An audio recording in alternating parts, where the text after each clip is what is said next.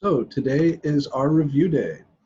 We can work on whatever you guys want to. My suggestion would be to solve lots of problems. And we can solve whatever problems you guys want to solve, from the homework, from the study guide, wherever. So if you could do me a favor, just pop open the chat and start letting me know what you guys want to work, and we will just dive right in. We'll get right to it.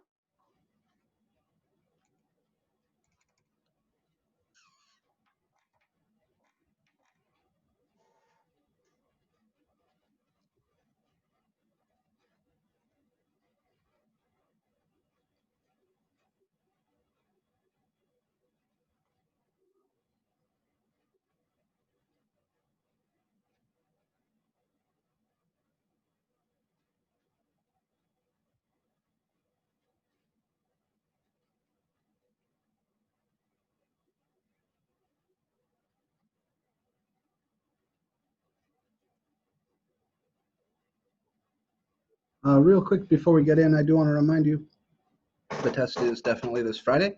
That is our during our next normal class meeting time. Please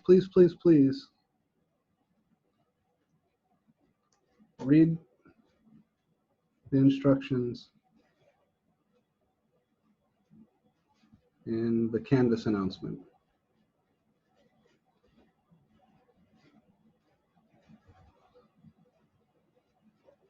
In brief, what you're going to do is on Friday, instead of coming to a Zoom meeting when class time starts, maybe a few minutes before, you go to our class in Canvas.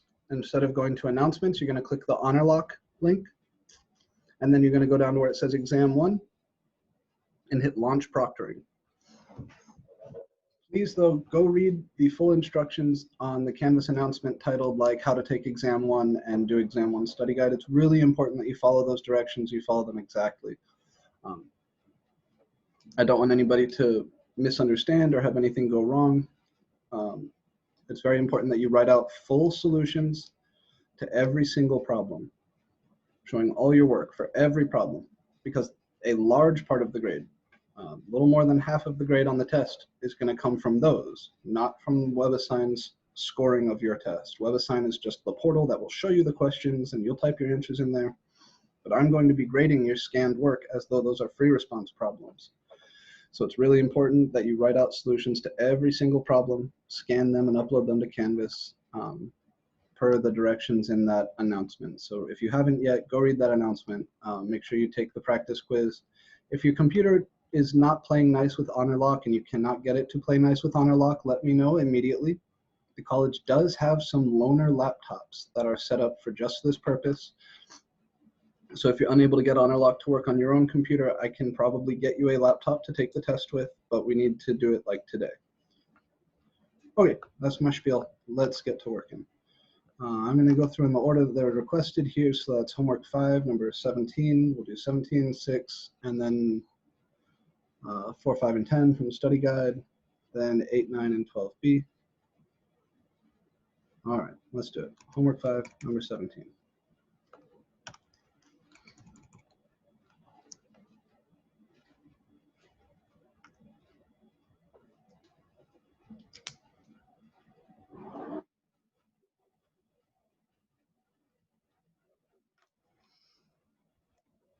That is this guy.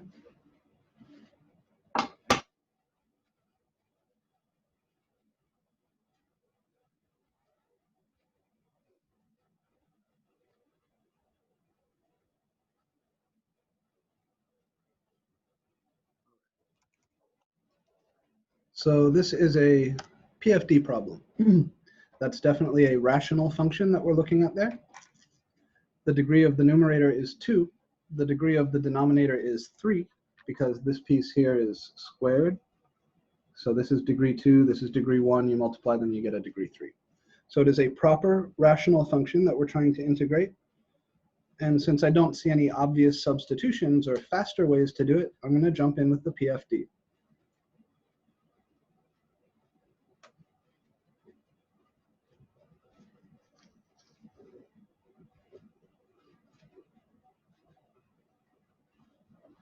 The PFD setup is this. I have that repeated factor. So I need to build up to him. And then the x plus 2 is not repeated. So he just gets the one term.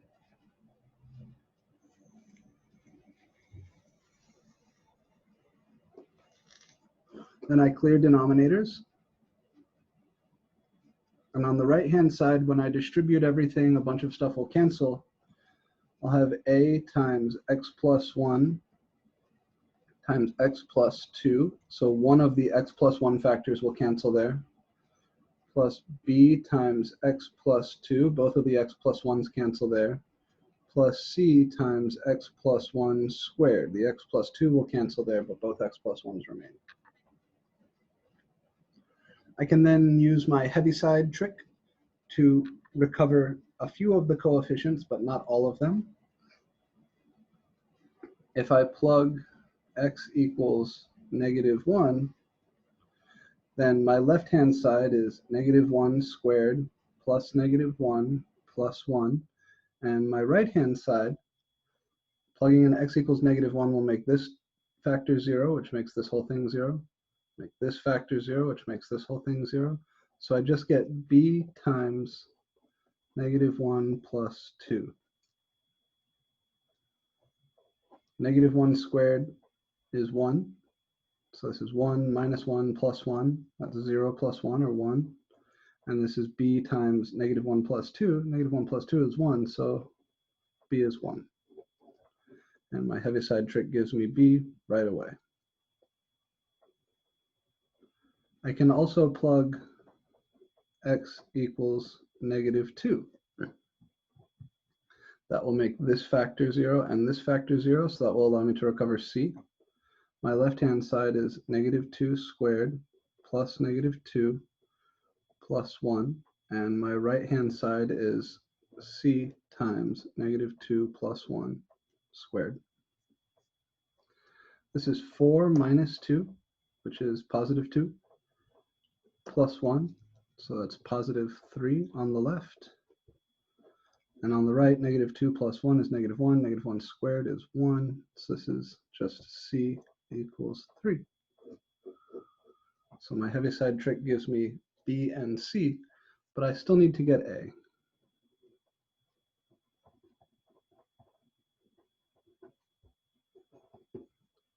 There's a bunch of ways I can get a. What I've been teaching you guys is that we multiply out everything and collect our coefficients, set up a system of equations.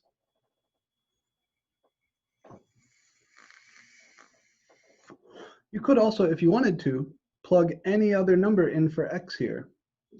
But let's go ahead and do it. Let's go ahead and do it the careful way.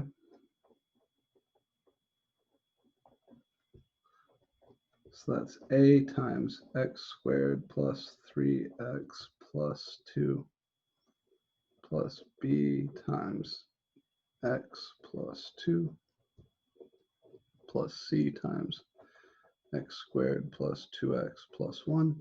And then I plug in the values for b and c. So this is x squared plus x plus 1 equals a times x squared plus 3x plus 2 plus b was 1, so this is just x plus 2. And c was 3, so this is 3x squared plus 6x plus 3. All right, so my left-hand side is 1 times x squared plus 1 times x plus 1. And my right-hand side, if I collect all the x squareds, I'll have ax squared plus 3. So that's a plus 3 times x squared. If I collect all of my x's together, I have 3a of them here. And then 1 plus 6 is 7 of them. So I have 3a plus 7 x's altogether. And if I collect my, sorry. What I'm doing here is multiplying everything out. Then I plugged in 3 for C, 1 for B. And then I start collecting my coefficients. So the coefficient of x squared, I look for all the x squareds over here. There's a 3x squared here and an ax squared coming from this. So I'll have a plus 3 x squared. No other x squared terms, so that's it. Then I go looking for my x's. I have 3a x here plus x plus 6x. So that's 3a plus 7x altogether. And then my constant terms, I have, let's see, a 2a here plus 2 plus 3. So that's 2a plus 5 for my constant term.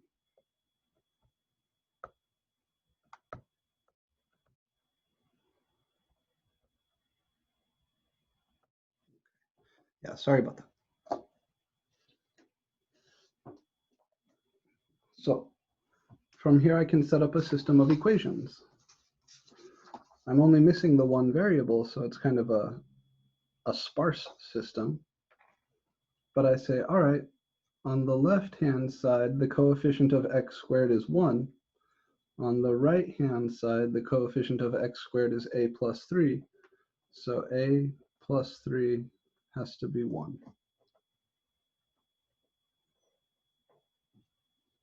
On the left-hand side, the coefficient of x is 1.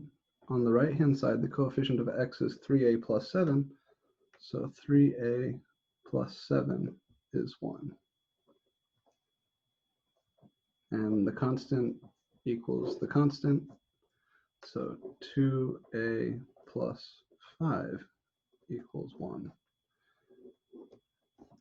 It's possible when you get to this step that you're missing several variables, like maybe a, c, e, f, whatever, and you end up with a big linear system here. And you solve that using whatever tricks you have to solve linear systems, matrices or elimination or substitution. It's up to you.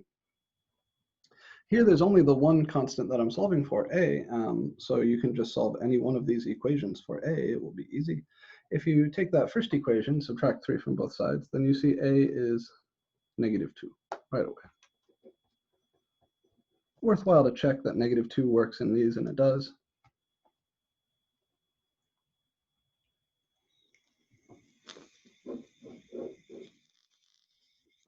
So that's our last missing term. I have the other ones here. So this means that x squared plus x plus 1 over x plus 1 squared times x plus 2. It's a over x plus 1.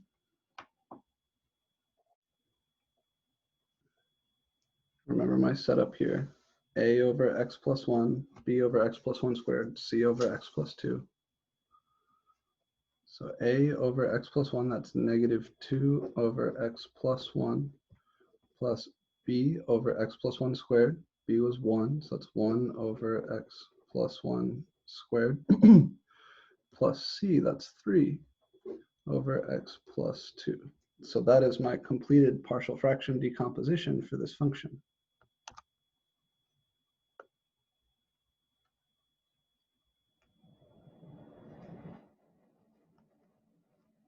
So there are some questions about how we move from here to here. I distribute everything out, combine all of my like terms. So I ask, how do I find, what's my x squared term up here? Well, I've got ax squared plus 3x squared. Factor out the x squared, that's a plus 3 times x squared. And I ask, what about all of my x terms? Well, if I distribute this, I'll have 3ax plus x plus 6x. That's 3ax plus 7x. And if you factor the x, that's 3a plus 7 times x.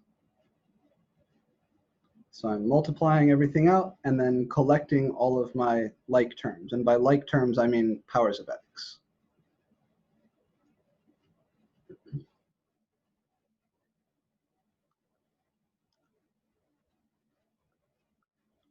So let's do it. Let me take a separate sheet before we go on, and I'll insert this step here. So this is x squared plus x plus 1 equals ax squared plus 3ax plus 2a plus x plus 2 plus 3x squared plus 6x plus 3. And I take all my x squared stuff and I put it together. So I've got x squared stuff here and here. So that's ax squared plus 3x squared.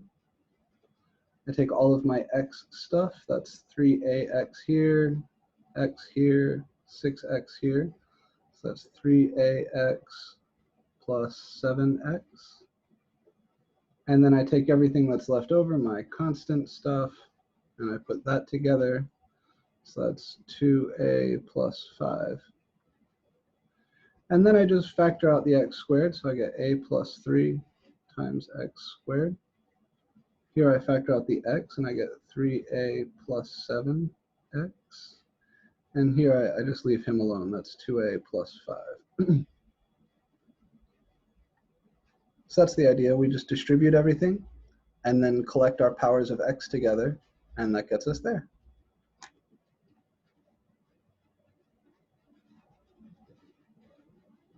So my goal is to get to this line, because from this line, I can equate coefficients.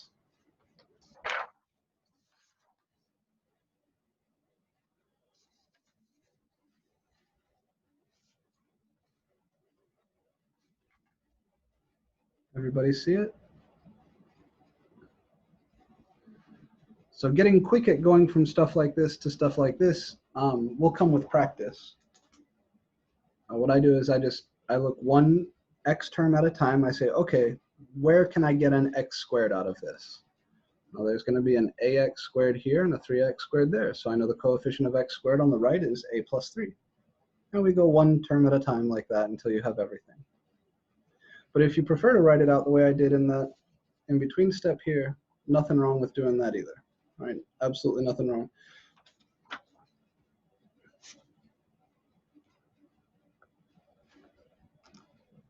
Feel okay, good, yeah. Everybody feel comfy?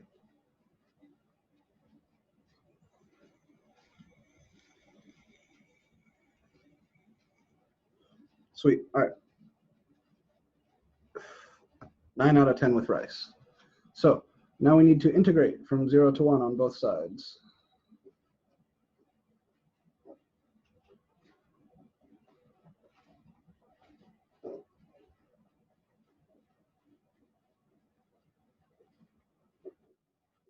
Since those functions are equal, their integrals must be equal.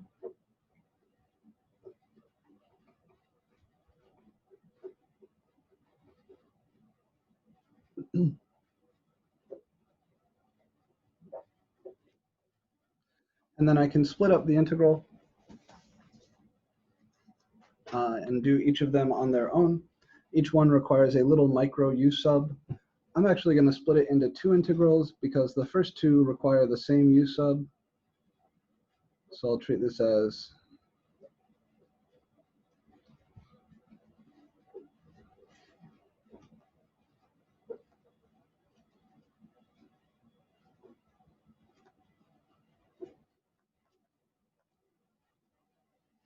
these guys, because those first 2 terms are both going to be integrated by substituting z equals x plus 1, and this other guy is going to require like w equals x plus 2.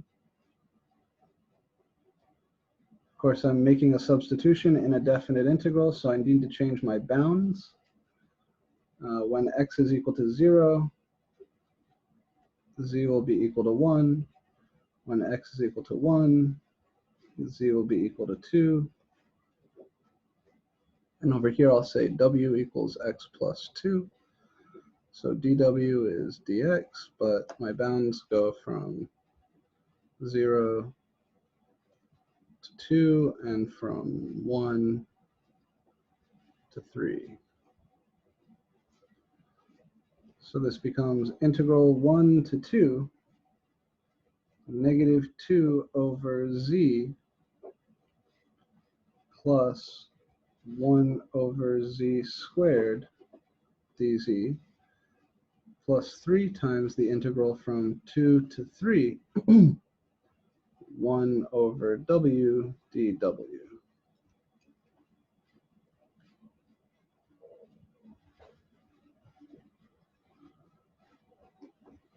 That first piece is negative 2 times the natural log of z,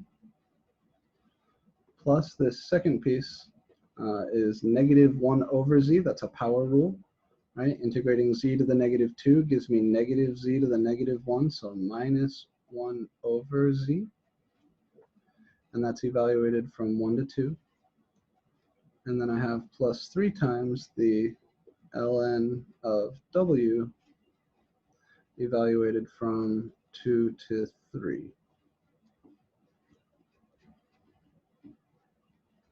So when we do the evaluation, I'll have negative 2 ln 2 minus 1/2 minus negative 2 ln of 1 minus 1. Plus here I do my evaluation, I get ln 3 minus ln 2. The natural log of 1 is 0. Pretty much everything else we're going to have to deal with though.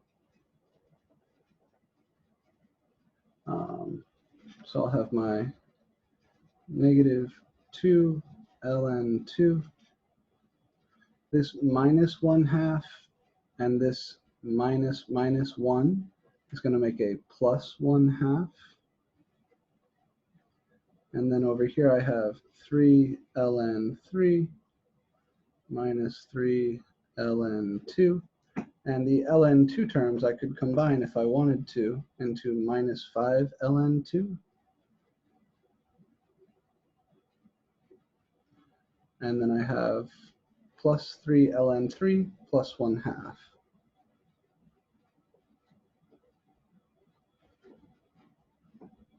You could combine the logs if you wanted to, but I would probably leave it like this.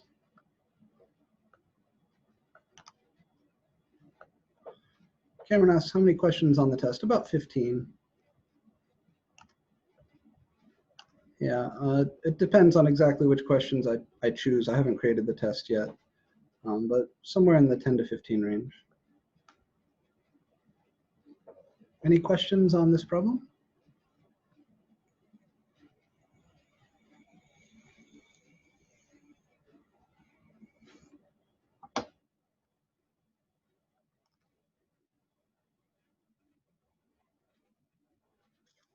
Yeah, so Morgan, there's random number generation here. Everybody's problems look a little bit different.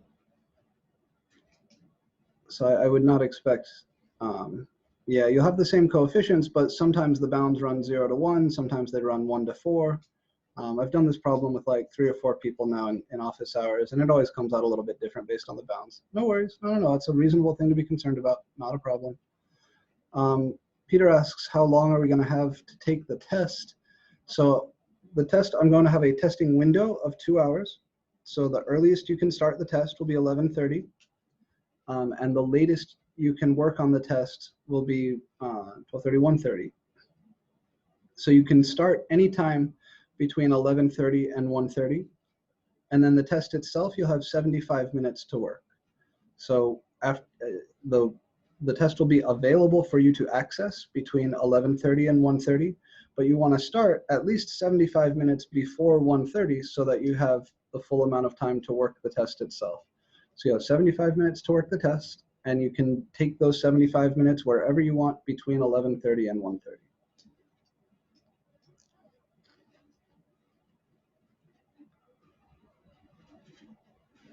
Any other questions on this one?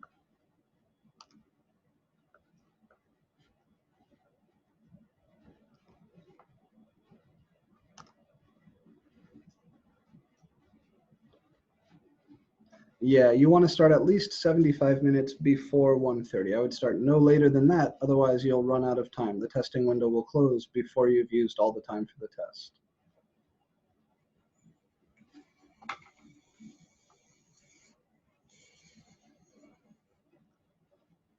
Yeah, so start no later than 12:15. I would recommend starting right at 11:30.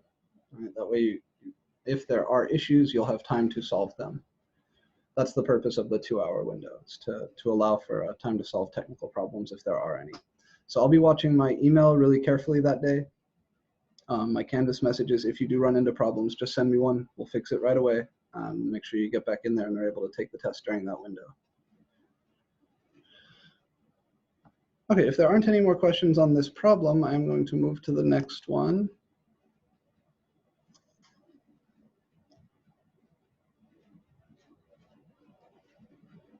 So 5 problem 6 is next.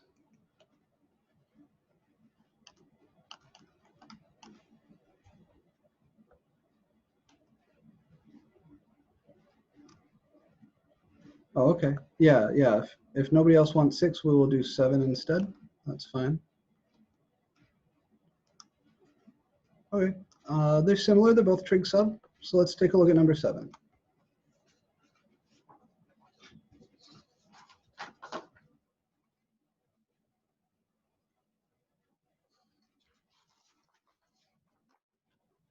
So we want to integrate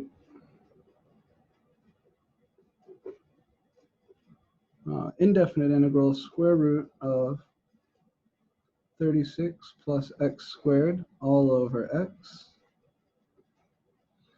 This is going to be a tangent substitution. Here that is 6 squared plus x squared under my radical, which tells me I should try substituting x equals 6 tan theta. So that's what we'll do.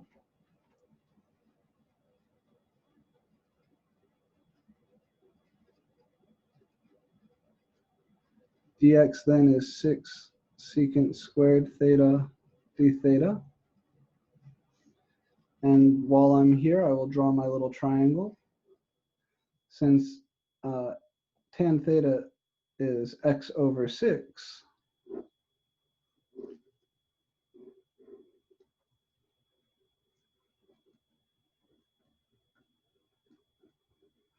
I think of this as my opposite and this as my adjacent. So I label this angle in here as theta. On focus.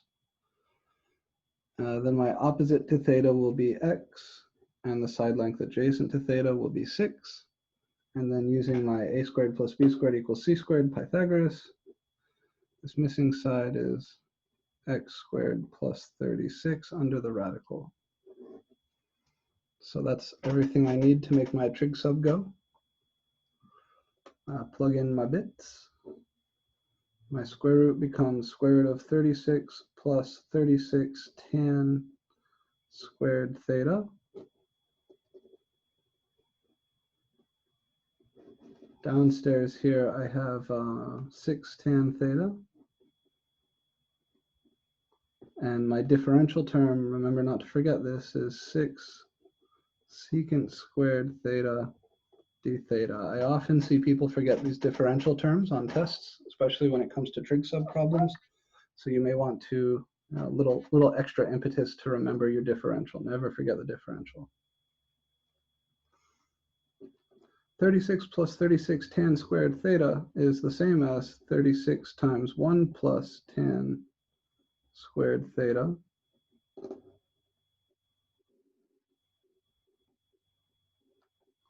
And I guess see no harm in canceling these 6's. Of course, 1 plus tan squared is secant squared, so the top is the square root of 36 secant squared theta. The denominator is now just tan theta. And over here I have another 2 copies of secant chilling. Now that there is no more addition under that square root, just multiplication, I can take the square root of each of those pieces on their own. The square root of 36 is 6. And the square root of secant squared is secant. So altogether we have secant cubed over tangent.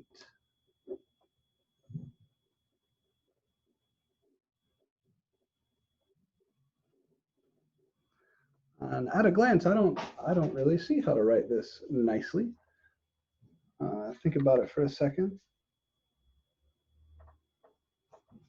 Secant cubed times cotangent isn't nice. Let's just write it in terms of sines and cosines and see what we get.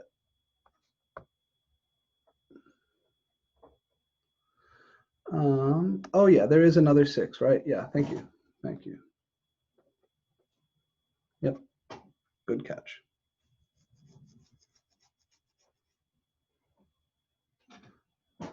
So I'll pop the 6 out and then rewrite the inside as 1 over cos cubed theta, that's the secant cubed, divided by sine theta over cos theta. And then I can flip and multiply. So I get 1 over cos cubed theta times cos theta over sine theta d theta. And one of the cosines will cancel. So at the end of the day, what I'm looking at here is 1 over cos squared theta times sine theta d theta. Or another way to say that is secant squared times cosecant. I won't lie, I don't see an obvious path here, at least not right away.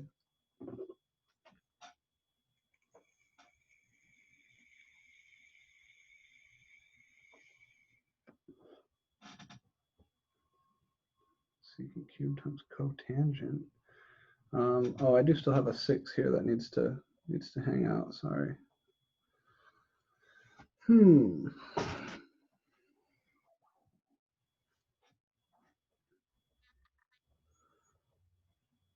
Right. So there has to be a way to write this as a power of secant times a power of tangent or something like that, a cosecant times cotangent. But it's not jumping out at me right away, if I'm honest. Does anybody have any ideas for this? I'm inclined to say multiply by sine over sine and then try to substitute. I will say that you take the secant cube theta and you split it in secant times secant squared, and then you use the identity that secant squared is equal to 1 plus tangent squared. Then you multiply and you get tangent. You will see, but it will work. I did it that way. So we could come back here and split the secant cubed as secant squared times secant. Yeah. Secant squared as 1 plus tan squared and split up the integral. That sounds plausible. I have an idea here. So since we are already at this level, let me try this. See if you like this. So I'm going to multiply by sine theta over sine theta, which brings me here. And then the sine theta that's left downstairs, that sine squared, I'm going to write him as 1 minus cos squared. So this is going to be sine theta over cos squared theta times 1 minus cos squared theta d theta. And now I can substitute for cosine.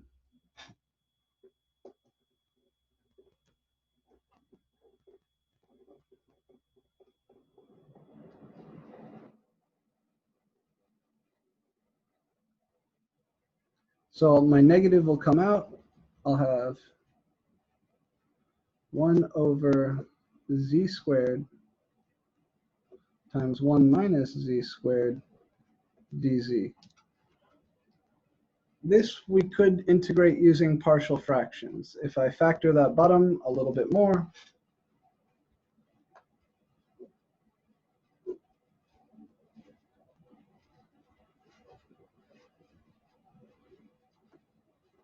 this would work.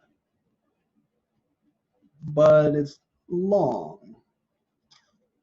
So while this is the first thing that jumps out at me, I'm not against going back and seeing if there's a more clever approach.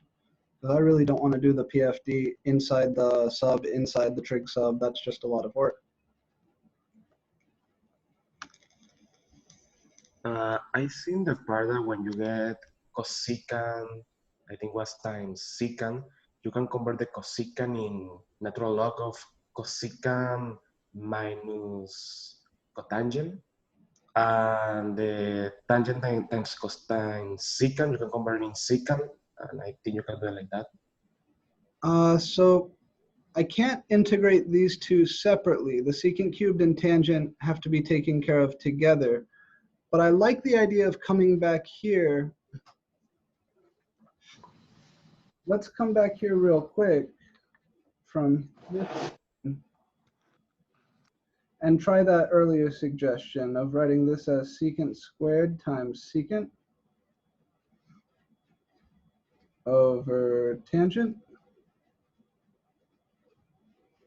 And then we can write that secant squared as tan squared theta plus 1 times secant theta all over tan theta. I think this was the first suggestion, so I want to give this a try first.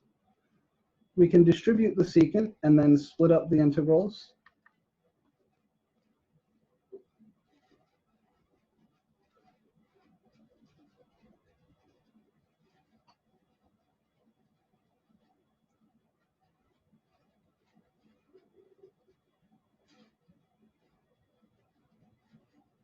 I see how this would help with one of them, but I don't see the whole thing right away. So we'll get tangent theta times secant theta. That's easy. Plus secant theta over tangent theta. That looks like it might be hard, but let's try it.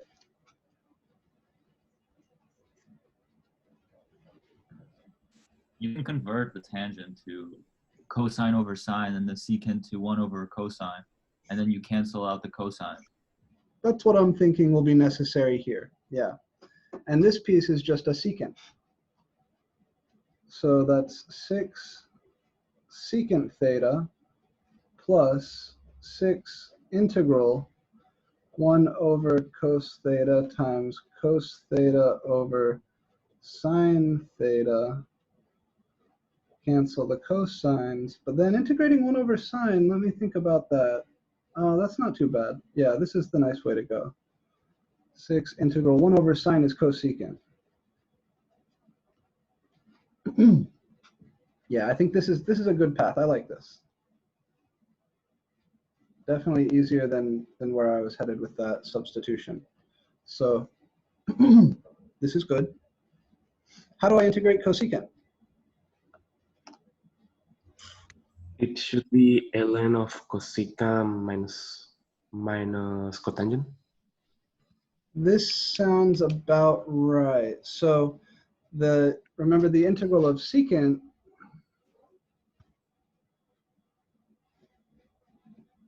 that's ln secant theta plus tangent theta. So the integral of cosecant, and I don't have this memorized, if I think about it though, should be negative ln cosecant plus cotangent. Let me just double check.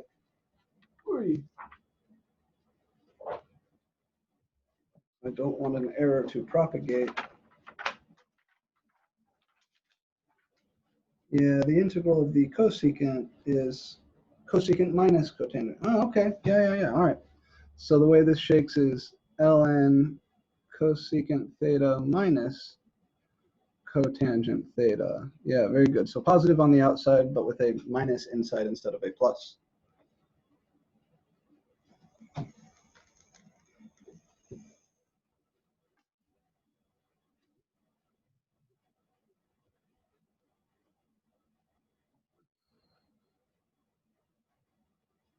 All right, so in terms of theta, there's our answer. definitely nicer to do that than to do this. This would be a shitload of work. So I applaud the person who saw this. Not an easy integral at all. Yeah, not at all simple. I'm trying to see if there's anything else, any faster or smarter or cleverer way to attack this. And I just don't see another one. But I'm sure there are others.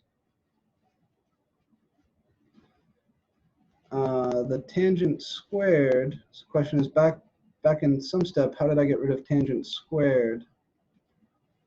So from here to here, I split this fraction up as tan squared secant over tangent, and I canceled one of the tangents.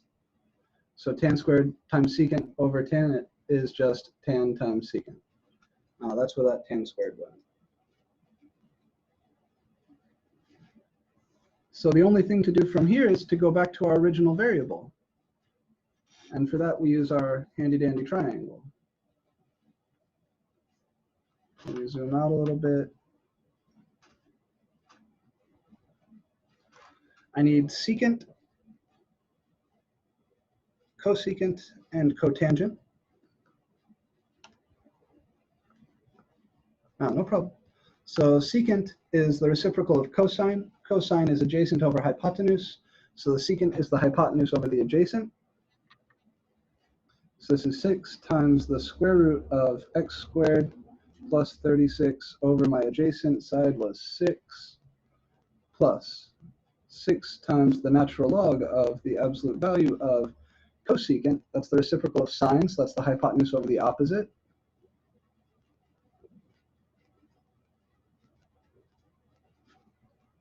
Minus cotangent, that's the adjacent over the opposite. So this is where we should land. You can cancel the 6's if you like. You can combine the two terms inside the log if you like. But this is the end here. So yeah, good problem. Not an easy problem. Not easy at all.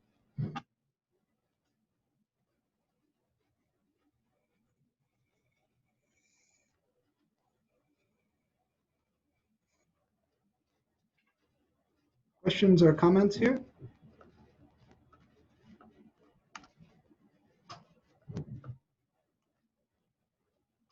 So the nice path was a little bit of trig sub.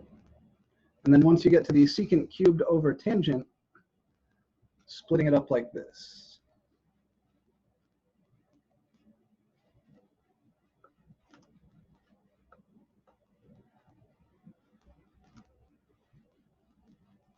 Yeah, nice problem. I've done thousands of integrals. I don't know if I've ever done this one. This is cool. If there aren't any more questions about this, I'm going to go to the next problem that was requested. What was that? So up here, 6 and 7. So number 4 from the homework. And then number 18. So 4 and then 18 will be our next two.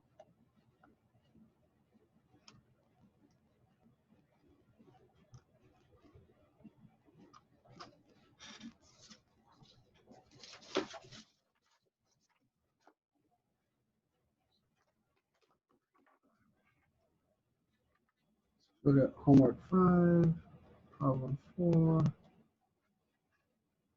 We want to integrate x cubed over the square root of x squared plus 16.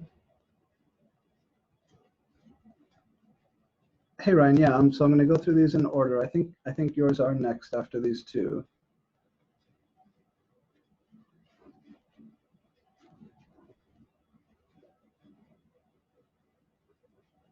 And this is an indefinite interval, and they're nice enough to tell us here to substitute x equals 4 tan theta. But we would know that either way because of what's going on to the square root here. 16 is 4 squared.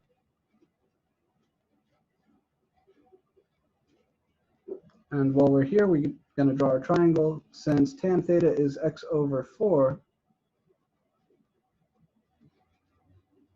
I know that my opposite should be labeled as x, and my adjacent should be labeled as 4. And the top here, if you solve for the square, the hypotenuse, it will be the square root of x squared plus 16. So my trig sub Bible tells me what to do, and then we just kind of follow our nose. If we go plugging things in, x cubed is going to be 64 tan cubed theta. My denominator is the square root of 16 tan squared theta plus 16. And dx is 4 secant squared theta d theta. That denominator, this guy, is going to simplify to 4 secant theta. So we factor the 16, tan squared plus 1 is secant squared. So that's the square root of 16 secant squared theta, which is 4 secant theta. My numerator is 64 tan cubed theta. And my differential piece was 4 secant squared theta d theta. So that's all the bits.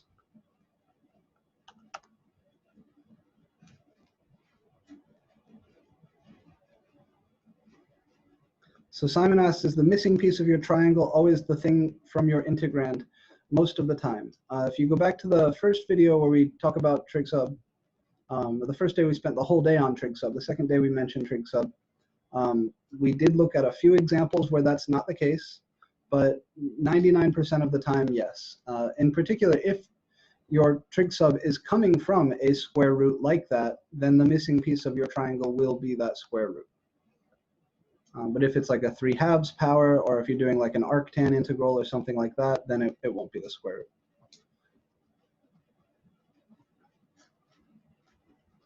So all together here, what do we have? One of the secants will cancel. The 4's cancel. The 64 comes out.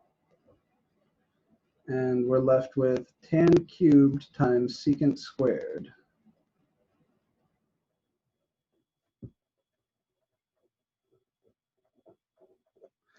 This is actually a problem that could be done either way, because the power of tangent is odd and the power of secant is even. I think the fastest path here is to substitute for tangent.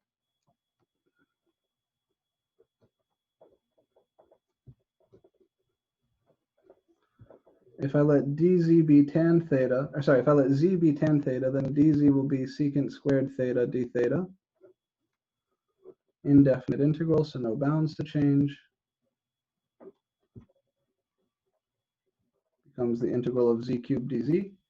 You could also substitute for secant. You could grab out a secant tangent to substitute for secant, and then you'd have to rewrite the remaining 2 powers of tangent as secant squared plus 1. Either one works. Secant, it's not secant squared. Oh, shit, really? Let's see, did I make Yeah, a yeah. I'm sorry, I said it, but I wrote it wrong. Yeah, okay, so this sub will not work. What we're looking at is really this integral. All right, thank you, good catch. Tan cubed times secant. Okay, so we got to do the secant substitution. So this is 64 times tan squared theta times secant theta tangent theta d theta. So my eye here is towards making the substitution z equals secant theta, dz equals secant theta tangent theta d theta. But before I can make that go, I need to rewrite these remaining 2 tangents as secants. So that is, what is it, secant squared minus 1.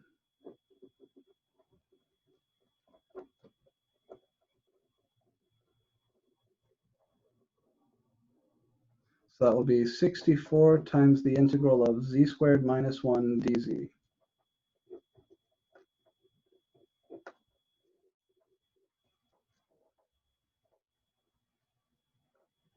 Which is going to be 64 times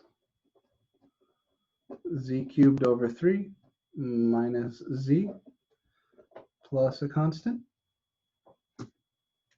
And then finally, I chase back through my substitutions.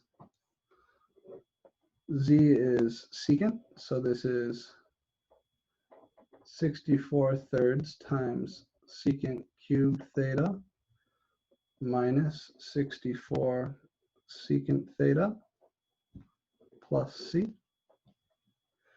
And then finally, I need to go back to my original variable, which was x. So I have to read off the secant of theta from my triangle. Secant is the hypotenuse over the adjacent, because it is the reciprocal of cosine.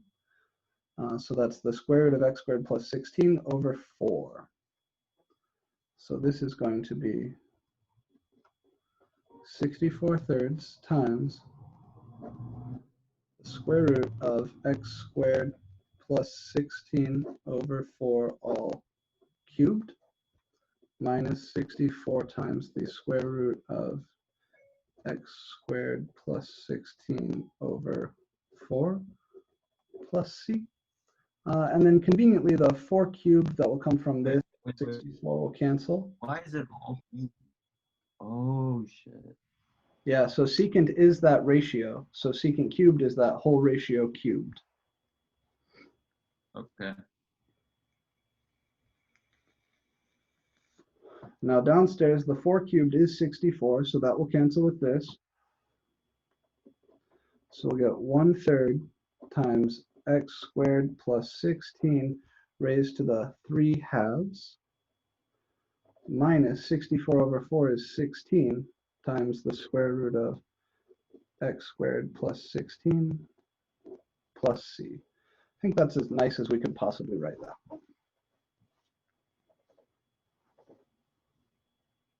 So another good problem, not super easy.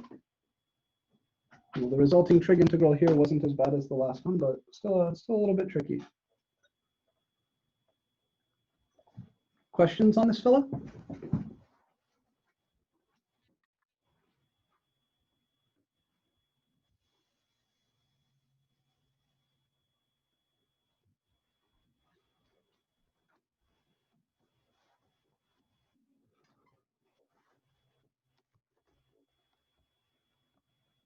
All right.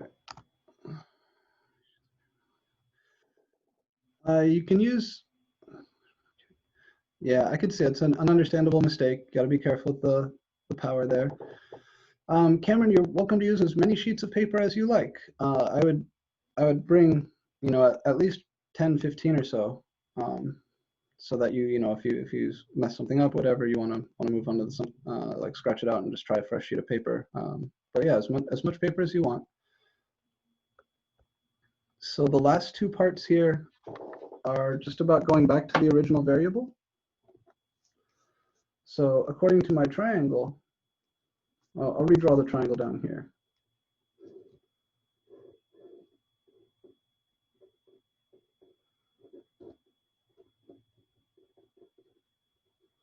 Right, so this is my triangle for going from thetas to x's.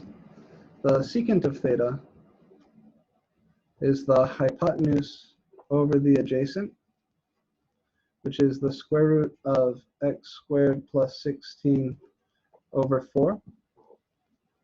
So secant cubed is this whole thing cubed, and secant is just this thing, right? So the stuff in parentheses here is the secant.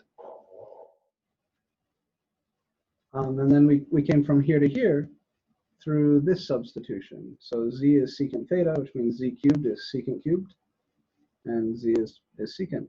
I distributed this 64, so 64 times secant cubed over 3 is the same as 64 thirds times secant cubed, and the 64 hits this z, which makes that 64 secant. From here to here, I cube the top and the bottom. The cube of the bottom, the cube of 4, is 64, so that cancels with this 64, leaving just a 1/3. And then the square root of something all cubed is the same thing as that thing to the 1/2 power all cubed is the same as the 3/2 power.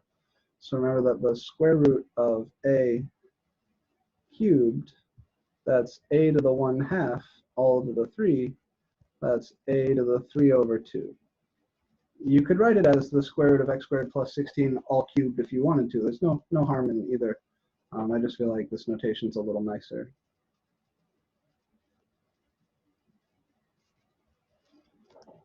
other questions on this guy?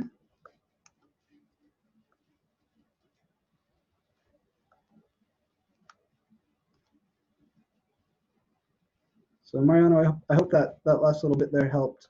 This triangle allows me to go from this line to this line, and then from this to the last, just doing some algebraic simplification. Cool, cool. All right, charging ahead.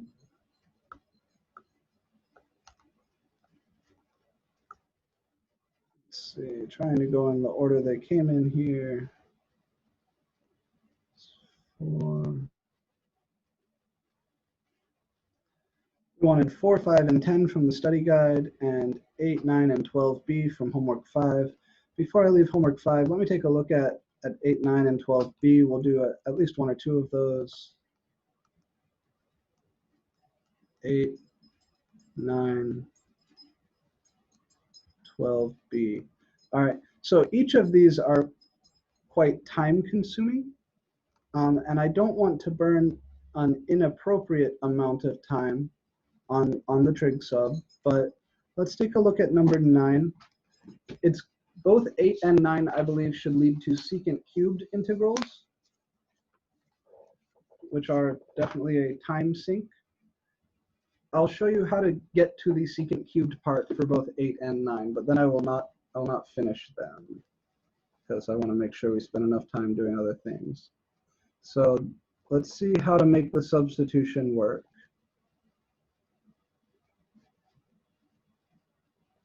Here's number 8. The substitution is x equals 5 tan theta. So dx is 5 secant squared theta d theta. And I also need to change my bounds. When x is 0, we get 0 equals 5 tan theta. So theta is the inverse tangent of 0 over 5. That's the inverse tangent of 0, so that's 0.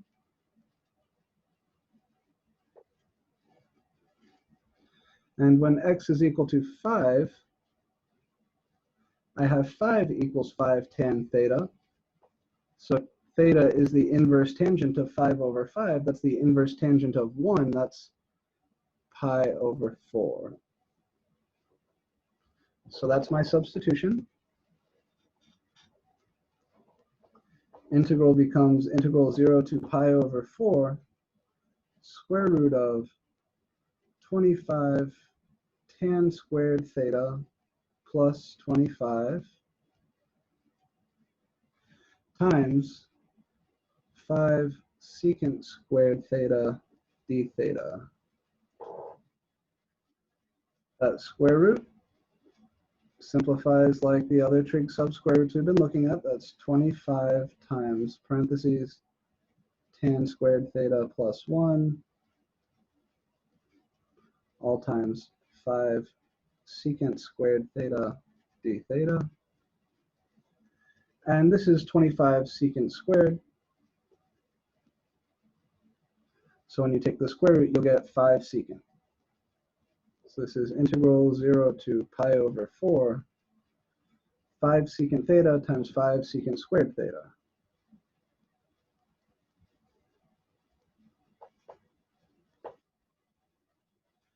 Which is the unholy abomination, 25 integral 0 to pi over 4, secant cubed theta d theta, and I will let you handle it from there.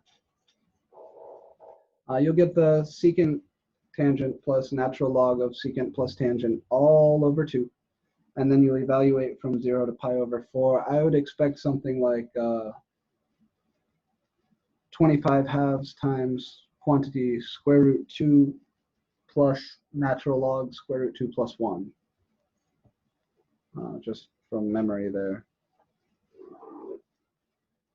And then number 9 is similar in that it's going to lead to a secant cubed, but the work you need to do is somewhat different. So let's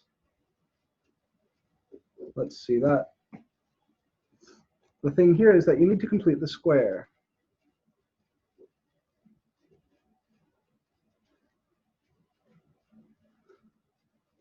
We did one of these on our last day of trig sub. Completing the square. Ooh, I never posted my completing the square thing for you guys. Okay, I have something that I'll post to the Canvas modules. I just made a note on my hand on how to complete the square. But basically, I want to add and subtract some number in here. And I want to do it so that x squared plus 6x plus that number is a perfect square trinomial. So that number is 36. I'm sorry, no, that number is 9. So I'm going to write this as x squared plus 6x plus 9 minus 9. So I'm adding 0, but I'm doing it in a clever and useful way, because this is now x plus 3 quantity squared. Oh, this might not lead to a secant cube. This might lead to something else. All right, maybe we'll finish number 9. Let's see. So that's the square root of x plus 3 squared minus 9 dx. Now from here you have a choice. You can make the little u sub for x plus 3, or you can dive right in to the trig sub.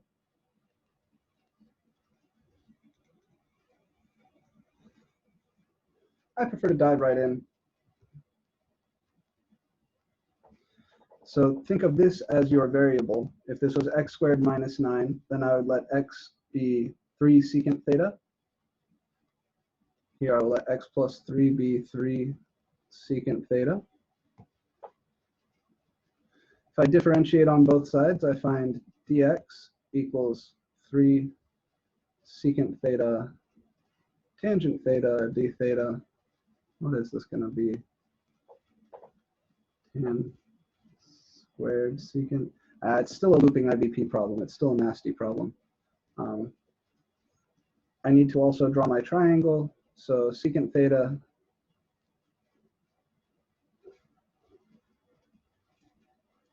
is x plus 3 over 3. So that's my hypotenuse over my adjacent. So this hypotenuse is x plus 3. This adjacent is 3. And the square rooty piece that's going to go over here will be this.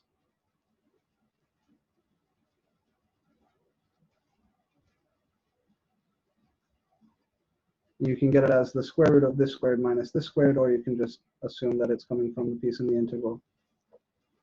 So that's my trig sub. And what I think we're going to be looking at here is tan squared times secant. But let's be careful about it. So x plus 3 is 3 secant theta, so this is 9 secant squared theta minus 9 times 3 secant theta tangent theta d theta. That's 9 times secant squared minus 1 under my square root times 3 secant tangent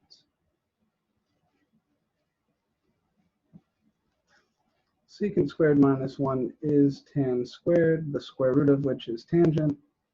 So we get 3 tan theta times 3 secant theta tangent theta d theta. And this is a horrible integral. That's 9 integral secant theta tangent squared theta d theta. Two ways to attack this guy. You can rewrite tan squared as secant squared minus 1, and then this will become a secant cubed minus secant integral. Or you can jump straight in with the looping IBP, but it is up to you. So both 8 and 9 do end in these nasty looping IBP problems, secant cubed and secant tangent squared. And I'll invite you to finish these on your own from here, because we only have so much time. This guy is going to be 25 halves times secant theta tangent theta plus the natural log of the absolute value of secant theta plus tangent theta, all evaluated from 0 to pi over 4. And if memory serves, this should be 9/2. The only difference here is that this plus is a minus for this guy.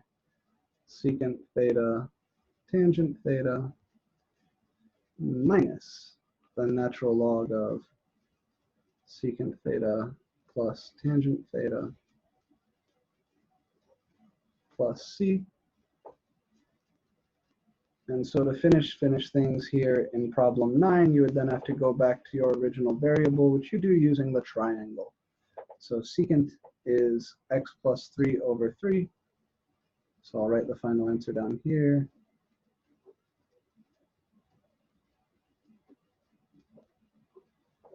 Tangent is that square root over 3.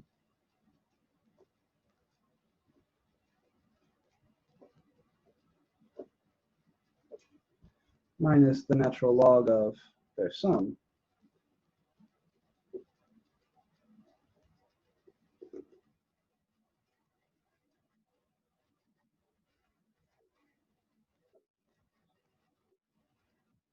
So that's where we land. Close bracket. Okay. Messy problems. Both of them have a meaningful amount of hard work to do after the trig sum. Both of them looping IBP. Yeah, neither are easy.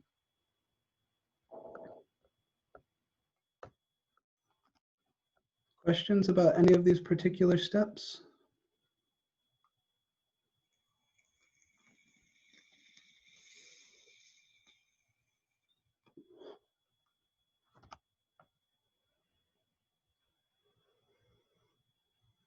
Okay, go through them slowly. You can handle this stuff. Completing the square is a new thing for a lot of people. So do look later today in the modules. I made a little note here to remind myself to post my supplemental information on completing the square in case your pre-calc did not cover that.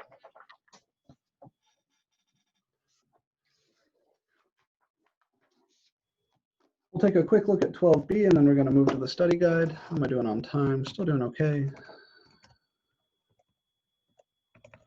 So 12B, I acknowledge, is a little bit confusing.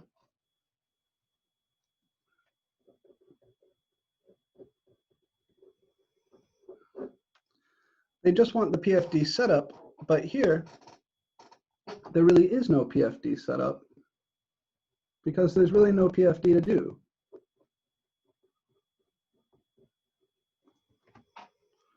First, observe that this rational function is improper. The degree of the top is not smaller than the degree of the bottom.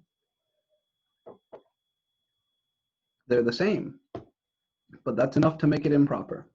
So we need to long divide.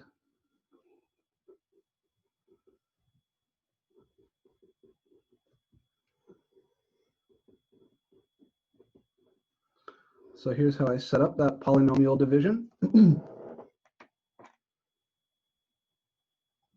And then I pay attention, remember, just to the lead terms. So in order to make this lead term into this lead term, I would multiply him by, well, just 1. And I distribute the 1.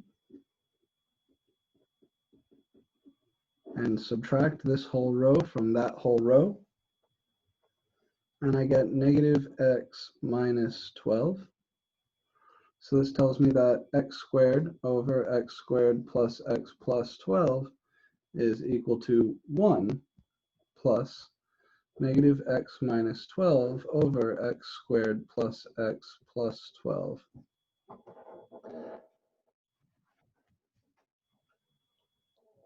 If this denominator factored, then I would continue running PFD. But this denominator is irreducible. You can check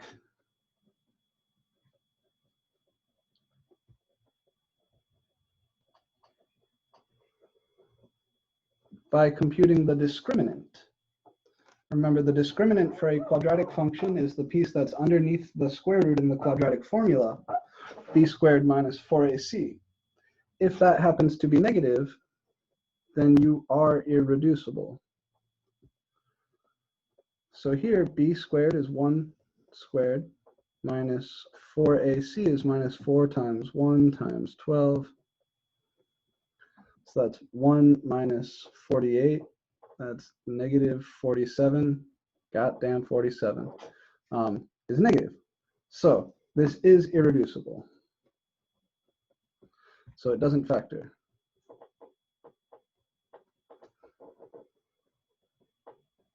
So remember, if you have an irreducible quadratic factor downstairs, like this, then you would set it up as ax plus b over that irreducible quadratic in your PFD. But there aren't any other factors downstairs. All we have is this one irreducible quadratic. So there's no PFD to be done. The PFD is as done as it can be. This is your answer. This is what they're looking for there.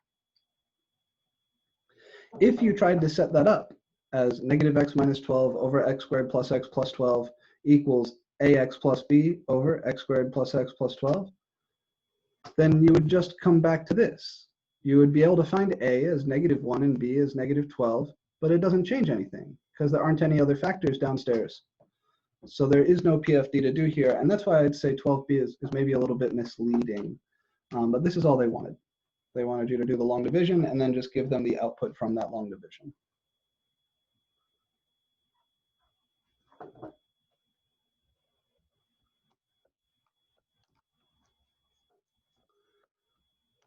Cool. So we wanted to move to the study guide next. There were a few problems there. So Fernando, I think while you were typing, I might have answered your question. If you set it up like that, then you'll find a to be negative 1 and b to be negative 12. In other words, it doesn't take you anywhere new. This can't be decomposed any further. I would agree, if you were asked for the PFD setup, that it would be an appropriate thing to answer, okay, I could say this is, that the PFD setup for this is this. But really, this doesn't have the chance to even give me anything besides this. So there's no more PFD to do. So if this were like a written thing and I was looking at your problems and grading them by hand, I would say that the lower thing is acceptable. Yeah, I would accept either of these as correct answers to what is the PFD setup for this function. But of course, in practice, if you have something like this, don't waste time doing this, right? If you have something like this, just work with it. Because if you spend time finding A and B here, that is time wasted because A is negative 1, B is negative 12, and you just go in a loop. You don't actually get anything useful out of it. So if you needed to, for example, integrate this, you would split this up as negative x over that shit minus 12 over that shit, and you would try to force one into a substitution, and in the other you would complete the square downstairs and make a trig sub.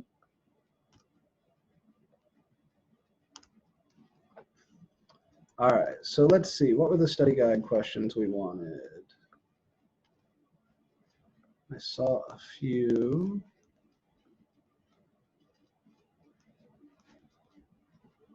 I see also 15 from 5 was requested, 18 from 5, but before that I know there was at least 1 or 2 from the study guide, 4, 5, and 10 from the study guide. Let's take a look at those.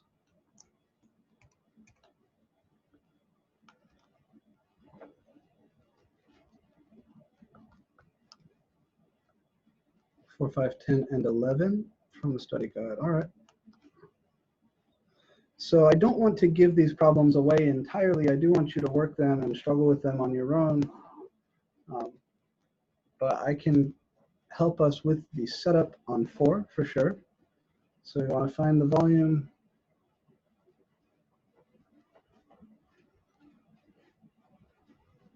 Y equals x squared. X equals y squared. About y equals 1.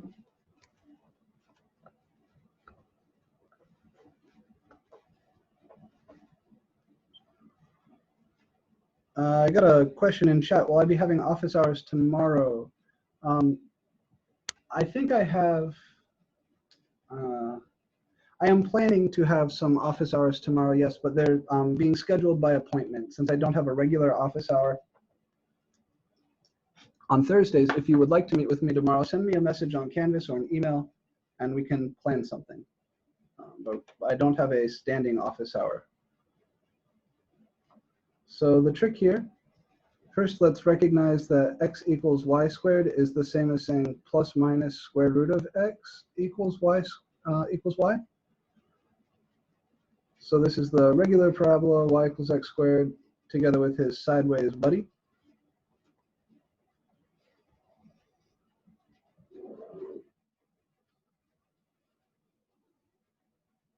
Is y equals x squared, or sorry, x equals y equals x squared. And here is the top half of x equals y squared. Here's the left half of y equals x squared. Here's the bottom half of x equals y squared. This is x equals y squared. This is y equals x squared. And my region is clearly this, right? I want to rotate about the line y equals 1. That's this horizontal line. So we're going to take that region and spin it around that line. The point here where the square root of x and x squared touch is 1, 1.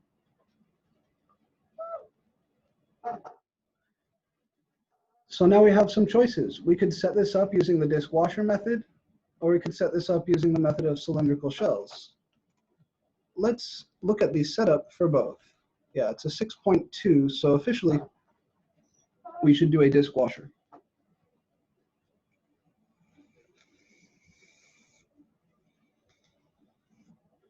If I want to do a disk washer setup, I draw my strip perpendicular to the axis of rotation.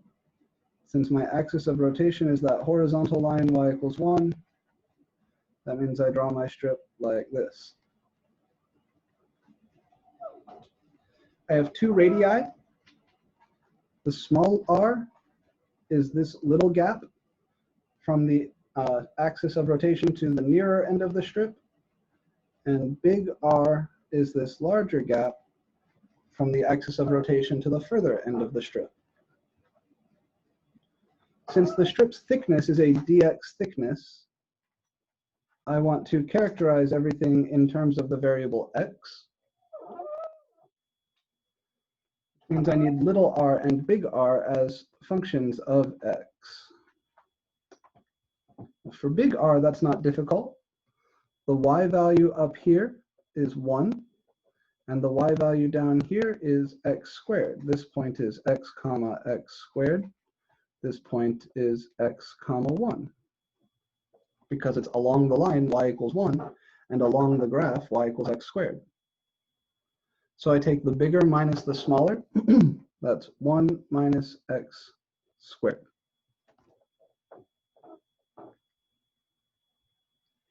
Little r we can find similarly. That's this y value minus this y value. So that's 1 minus the square root of x.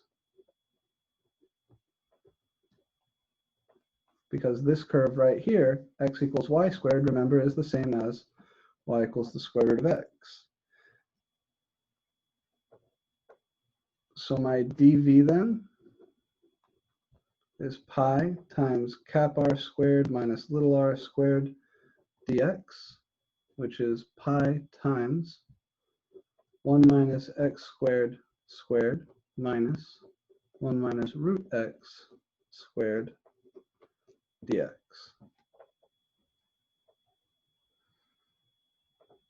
Okay. So the only thing that's kind of not drawn in here is that this point right there, that is x comma root x.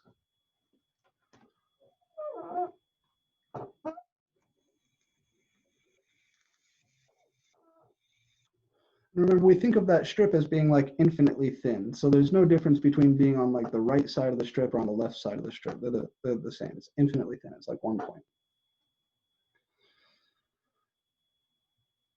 Questions about how I got this dv, where big R or little r came from, or why we arranged them in that way.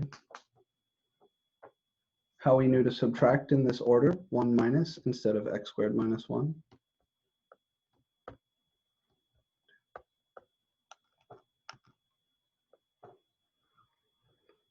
So remember, we always do upper minus lower for the distance. A distance should be positive, right? So little r and big R should both be positive numbers because they're both distances. And a distance is always calculated by taking the further thing minus the nearer thing, or the bigger thing minus the smaller thing. So since this is below this, I take 1 minus x squared. Since this is below this, I take 1 minus root x. If everything was turned sideways, we would take the right minus the left.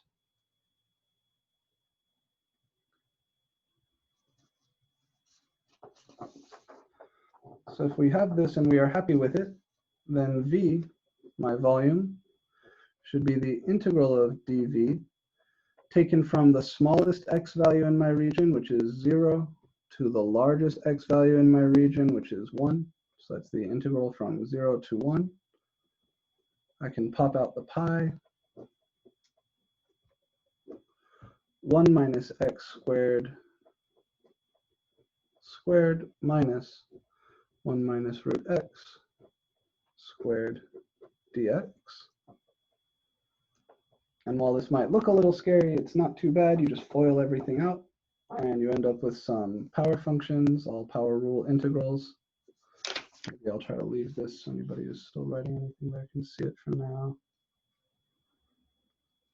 So this is pi integral 0 to 1, 1 minus 2x squared plus x to the 4. That's what you get when you FOIL out this first bit. Minus 1 minus 2 root x plus root x squared is just x.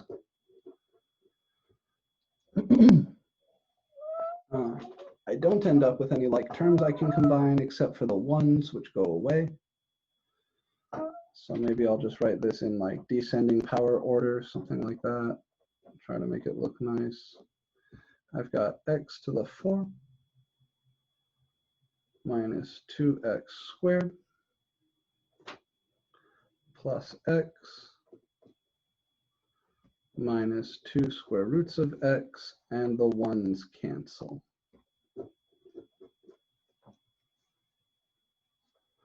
So that's going to be pi times x to the 5 over 5 minus 2x cubed over 3 plus x squared over 2 minus, and now this power rule integral here, x to the 1/2 should integrate to 2/3 x to the 3/2. So that's 4x to the 3/2 over 3. And we take all of this from 0 to 1.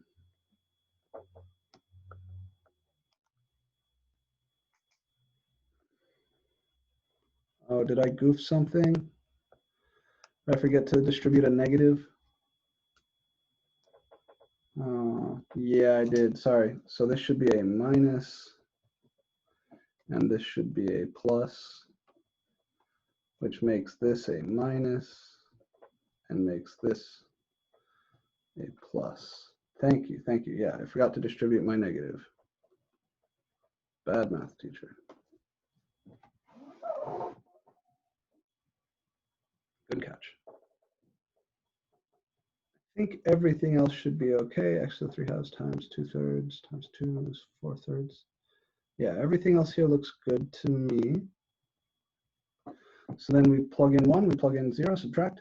When I plug in 0, everybody is 0. So I only care about what happens when I plug in 1.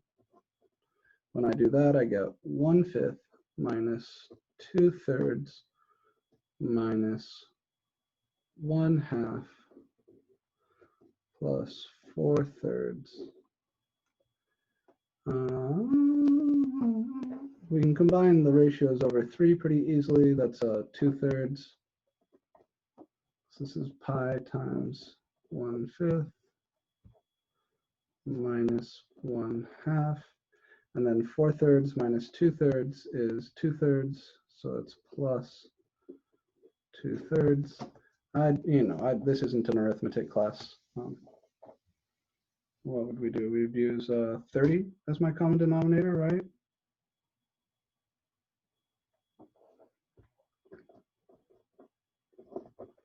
So that's 6 over 30 minus 15 over 30 plus 20 over 30, yeah. So the 6 minus 15 plus 20, that's, let's see, this is 5 plus 6 is 11. So that's 11 pi over 30. Don't hate me if there's an arithmetic error. I suck at arithmetic. But the setup is the important part, right? So the setup is the part that's, I think, a little bit tough here. And it might be worthwhile to go through this setup using the cylindrical shells method also. So if you want more practice with that, that would be my advice. Would be to see if you can't redraw this picture and come up with the integral for the volume using the method of cylindrical shells. It should come out to the same thing. The integral may look very different, but the answer, the value, should be the same.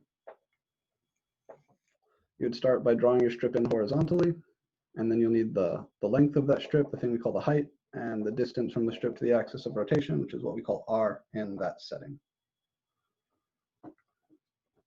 There were a few other problems from the study guide that we wanted to look at, so I'll give those a bit of attention here. Questions on this setup?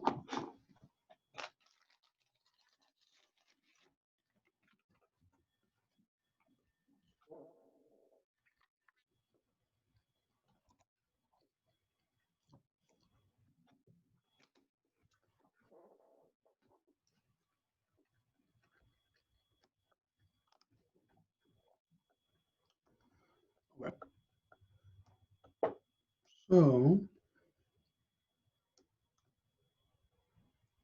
4, 5, and 10.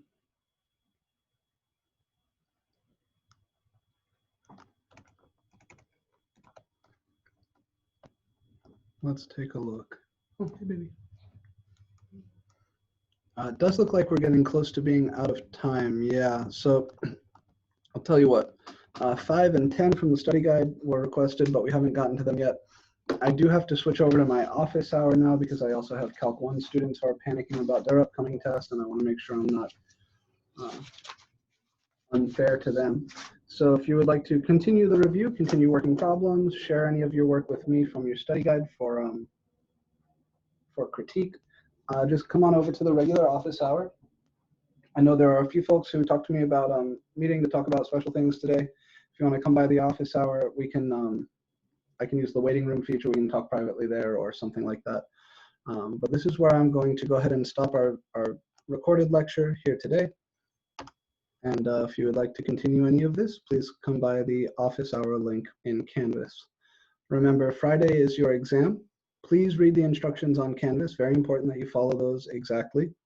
And that is it, really. That is it. If you have any questions, don't be afraid to contact me. You can come to the office hour, email, Canvas messages are all good. If you have any technical problems, you need to let me know right away. So I need you to take the practice quiz in HonorLock. There's no questions. It's a zero pressure thing, but you got to do it to make sure we're not going to run into problems on Friday when you go to take the test.